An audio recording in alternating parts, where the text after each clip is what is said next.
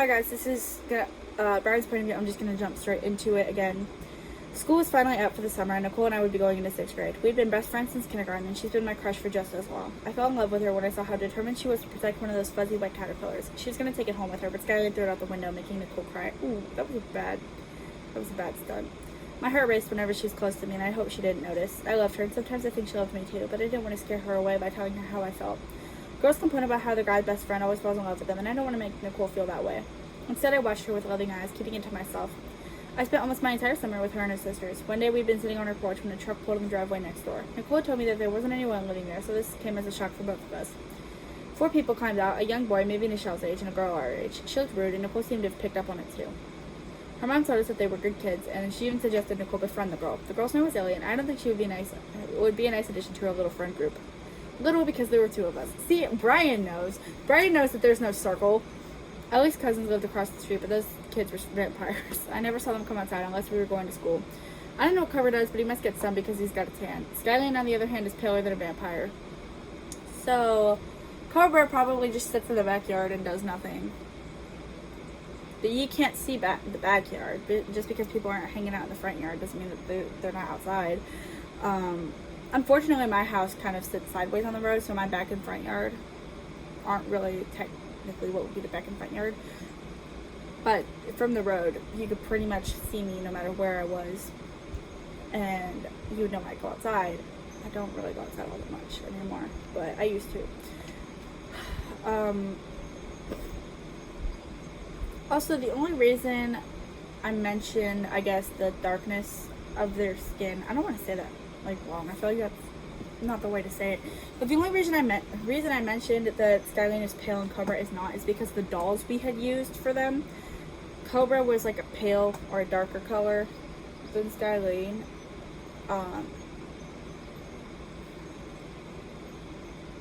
So I kind of wanted to stay true to what the dolls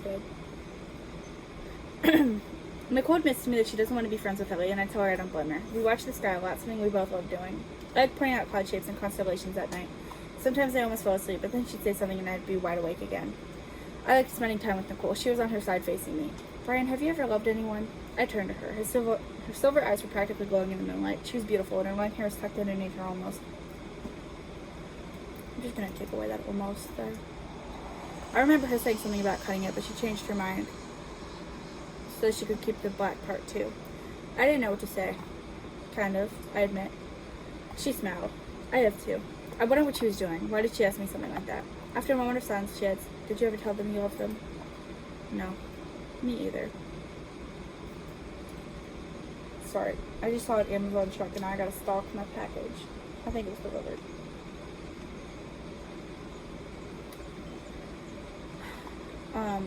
We were staring at the sky again, and I closed my eyes for a minute. Well, no, because both of them are supposed to be here tomorrow or way later, so that definitely won't be my package. We were staring at the sky again, and I closed my eyes for a minute. I felt right laying here with her. I never wanted to leave. I love you, I wanted to say aloud, but I didn't want to scare her away. We ended up talking about the sky and how I used to want to be an astronaut. My mom eventually pulled on the driveway, and I sat up, walking down the yard to her. I turned and waved to Nicole, and she looked pretty sitting in the headlights.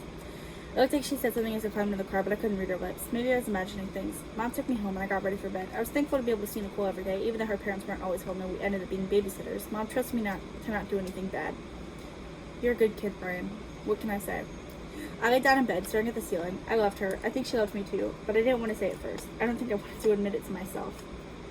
Okay, you're the star of the show. They see you.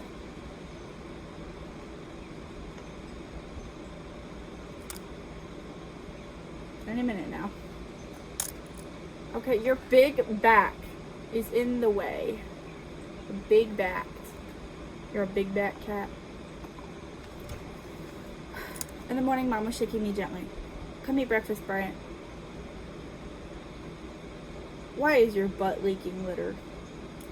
She left the room and I sat up. I wanted to sleep in, but I was also hungry. She wasn't my real mom. My real mom died when I was 2, and I don't remember her all that much. I remember she was pretty. I looked kind of like her. And that she was really nice to people. Dad had moved on quickly, meeting Miranda and settling down with her, having my brother Ryan almost immediately. I didn't mind though. I loved him, even though he was annoying sometimes. I ate breakfast, wondering if Nicole would mind if I came over today too. I called her mom's phone, hoping I wasn't waking anyone up. It was 10, so I should be okay. We had to use our mom's phones to talk because we didn't have one yet. Our parents said we weren't ready. I guess we weren't. Her mom answered, and she sounded like she had been awake for a while. Thank God. Hello, Miss Jake. Can I come over and hang out with Nicole? Sure. Do you need a ride? No, thank you. I'll see Nicole soon. Okay. Mom! I called, hanging up with Miss Jake and going back into the kitchen.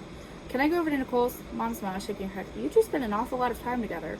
Ryan sat in the living room. I felt kind of bad. He had spent most of his summer alone, but that wasn't entirely my fault. Yeah, Ryan, make friends. I know. I smiled. I'm gonna grab my swim trunks. I'll be right back. I went upstairs, putting on the bathing suit under my shorts before heading back downstairs. Alright.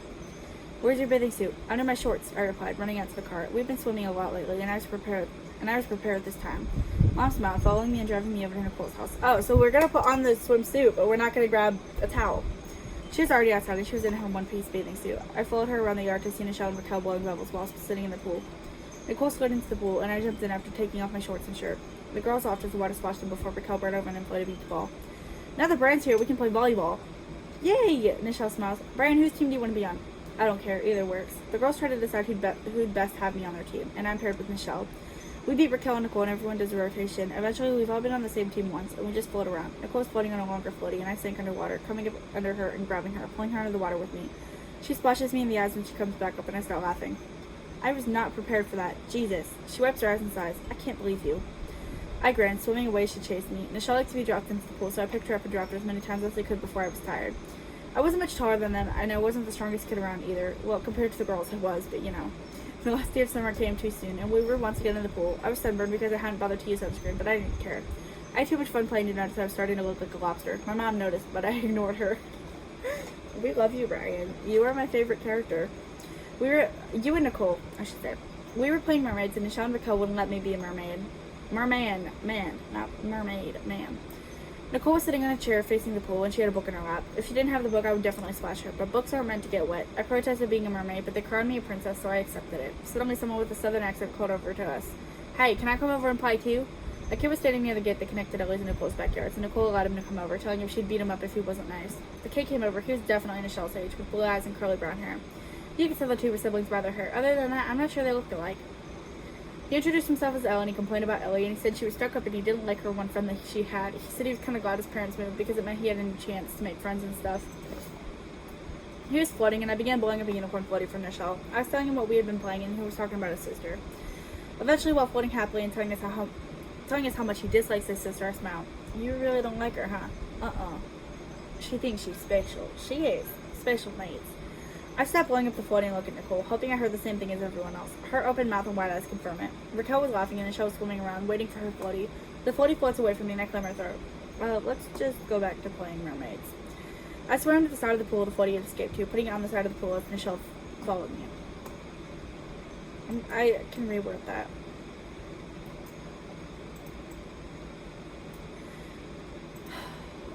It was part of the deep end, and I told her she couldn't come over there. It was too deep for her to swim in. Raquel jumped into the pool, chasing her away as a sea witch. I was floating over towards the shell end too, and he admitted he didn't want to be alone anymore. He didn't have any younger siblings, and Ellie liked to sit around and mope. I grabbed the floaty again. I needed a break from mermaids and was not trying to blow it up again. Raquel leaves the conversation, and I wonder if she'll be back. It's nice to have you over, I tell him, thankful when Raquel returns with an air pump. When Raquel gets back in the pool, Elle stops floating. Hey, we should invite Ellie over. Nicole tells him we can, but if she's mean, I'll beat her up. I don't hit girls. I would never lay my hands on a girl with the intention of hurting her. I don't want to be like that, and I thought Nicole knew that. Maybe she was joking. I hope she was. No problem. I was splashed out of the pool, shaking his hair like a dog as he began padding over to his yard. I'll do it for you guys if she gets out of line. I'll be back. He disappears and Nicole and I share a smirk. Eventually, we were all laughing. I liked Elle. He was funny. Sure, he wasn't exactly the nicest little brother out there, but you could tell he still loved his sister, even though he found her annoying. When he comes back, he jumps into the pool and says she didn't want to come over because she was doing girly things and being mopey. I smiled, and we continued playing until dinner came around. I heard Elle's mom call him home, and he splashed over, taking a bucket full of water with him when he climbed out of the pool. He said goodbye, and I hoped I'd see more of that kid. He was something special. Mom picked me up, and I balled my t-shirt and shorts together as I tried to wring out my swim trunks. Nicole was putting things away, and she said she'd see me tomorrow on the bus. I hoped I'd see her. Why wouldn't you? I smiled, waving when I finally got to get into the car and go home. Over dinner, I told Mom and Dad about Elle, and Dad shook his head. That kid sounds like a nut. He's funny, though. That counts, doesn't it? I asked, and Mom smiles. Bryan, as long as he doesn't rub off on you instead of it being the other way around, it doesn't matter if you two are friends. Okay, but I didn't think I'd go so far as to call myself his friend. Yeah, he's funny and all, but he's younger than me. Which, disclaimer, there's nothing wrong with being friends with people who are younger than you, but it's like Bryan and Elle's age gap is a little bit odd, so if he was friends with Elle, it would be kind of like, why are you friends with him? Like, they can get along, there's nothing wrong with that, but if he were actually Elle's, like, best friend, that would be kind of odd. I showered before bed, smiling at the ceiling as I mentally prepared for school tomorrow. I was excited to see Nicole again without the problem of her parents driving back and forth. And the next point of view is Skylene's. I think this is the last of the, like, rotations. I hope to see you guys